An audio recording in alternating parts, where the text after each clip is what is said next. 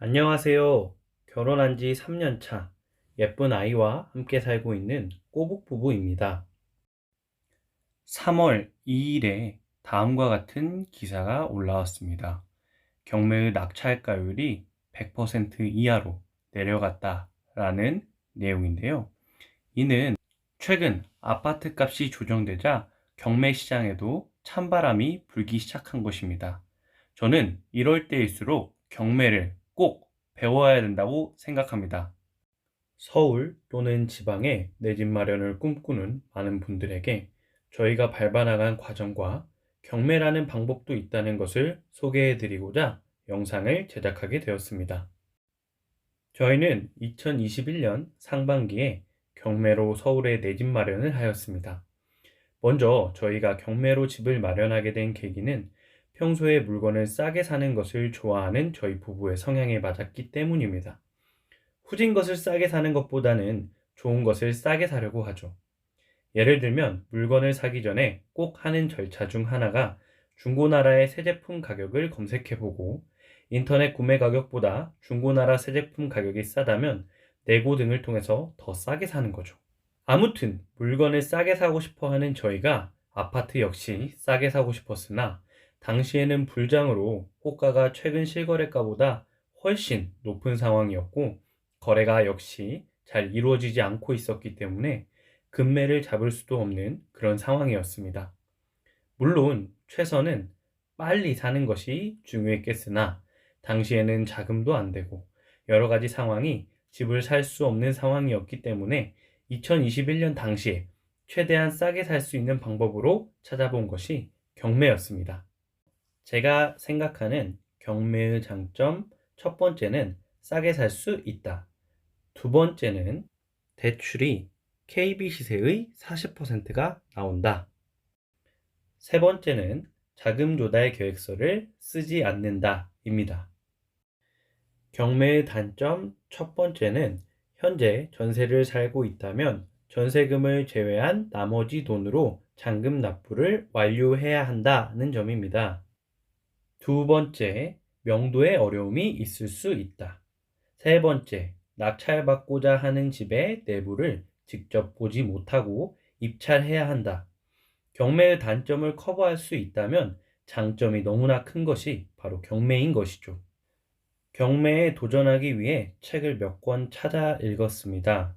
그 중에 기억에 남는 책이 있다면 첫 번째로는 경매의 기술, 두 번째로는 싱글맘 경매로 홀로서기, 두 권의 책이 가장 도움이 많이 되었으며 명도를 함에 있어서는 특수 케이스들이 워낙 많기 때문에 명도 전문 유튜브나 행복 재테크 카페 등의 사례를 검색하여 제 상황에 적용하려고 했습니다. 책을 읽고 나니 경매 사이클을 이해할 수 있게 되었고, 다음은 저희가 실제로 경험했던 경매 과정을 사진으로 보여드리겠습니다. 저희가 처음으로 한 것은 바로 가용자금 분석입니다. 저희는 현재 집을 낙찰받기 전에 또 관심이 있었던 물건이 있었는데 가용자금을 분석하고 포기했습니다. 물건이 마음에 들어서 무작정 싸다고 경매에 참여해서는 안 되고 현재 가용한 자금 범위를 확인하고 가능한 물건을 찾아야 합니다. 이때 중요한 체크 포인트를 말씀드리겠습니다. 첫째, 경락자금 대출이 실제로 얼마나 나오는지 알아야 합니다. 2021년 상반기 기준 서울의 경우 KB 시세의 40%를 대출해줬습니다. 낙찰가의 40%가 아닙니다. 대출 규제나 정책이 계속 바뀌고 있기 때문에 계속적으로 확인을 해야 하는 부분입니다. 두 번째로는 현재 자신이 가지고 있는 현금 외 받을 수 있는 대출을 확인해야 합니다. 신용대출이나 회사에서 받을 수 있는 대출을 확인해야 합니다.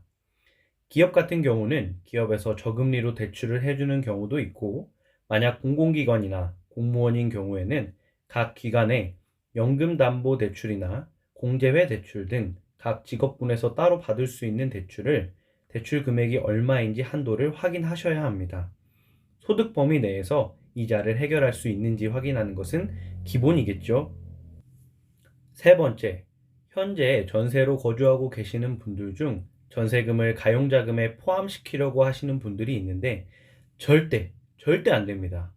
그 이유는 낙찰받은 후에 통상 45일 내에 잔금을 내셔야 되는데요. 무리하게 전세금을 뺐는데 명도가 잘 이루어지지 않으면 어려움에 처하실 수 있습니다. 네 번째, 취득세를 계산해야 합니다. 집을 취득하는 경우에 반드시 포함되어야 하는 돈이 바로 취득세인데요. 집값이 많이 올랐기 때문에 취득세도 무시할 수가 없어졌습니다. 저희가 생각한 중요한 포인트들을 꼭 점검해 주시기 바랍니다. 실제로 저희도 이 과정에서 은행도 여러 번 왔다 갔다 하고 또 각 기관에 많은 전화를 했었는데요. 확실히 해두어야 나중에 큰 문제가 발생하지 않기 때문에 이 가용자금 확인의 시간을 충분히 갖도록 하시길 바랍니다. 참고로 낙찰은 받았는데 잔금을 해결하지 못하면 낙찰 받았을 때 냈던 입찰 보증금, 감정가의 10%를 돌려받지 못하고 날리게 되니 반드시 저희가 밟았던 과정보다 더 꼼꼼히 살펴보시고 입찰하시길 바랍니다. 그 다음으로는 이제 우리가 살고 싶은 살 수 있는 집을 경매지를 통해서 검색을 하였습니다. 경매 정보지 공동 구매를 하려고 알아보다가 그마저도 비싸다는 생각에 네이버 경매 서울 한 달권을 28,000원에 구매하고 한 달 안에 꼭 낙찰을 받기로 결심하였습니다. 치열한 권리 분석과 가격 분석 끝에 운이 좋게 낙찰받을 수 있게 되었는데요. 잠깐 네이버 경매지로 검색한 과정을 간단하게 보여드리겠습니다. 네이버 메인 화면을 보시면 부동산 탭이 보이실 겁니다. 부동산 탭을 한번 눌러보도록 하겠습니다. 왼쪽 위를 보시면 경매 탭이 보이실 건데요. 경매를 누르면 물건의 종류 그리고 경매 소재지를 선택할 수 있도록 합니다. 그래서 우리가 원하는 서울이다. 서울을 눌러보겠습니다.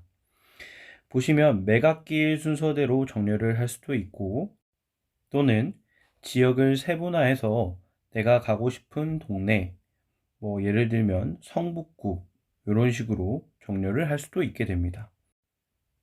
아니면 내가 가지고 있는 돈을 생각해서 최저 입찰가를 얼마에서 얼마 사이로 설정해서 입찰 가능한 물건만 확인할 수도 있습니다. 영상을 보시는 분들 중에는 물건을 확정하고 나서 그래서 얼마를 써서 낙찰받을 건데? 라는 질문을 스스로에게 하게 될 것입니다. 또 가격을 높게 쓰면 무조건 낙찰을 받으니 돈 많아서 높게 쓰고 낙찰받은 거 아니야? 라고 되물으시는 분이 있을 수도 있다고 생각합니다. 참고로 말씀드리면 저희는 2등과 500만 원 이내의 차이로 낙찰을 받았고 당시 시세보다 최소 5천만 원 정도는 싸게 구입할 수 있었습니다. 에게 5천만 원 싸게 받으려고 그 고생을 한다고? 라고 되묻는 사람이 있을 수도 있습니다.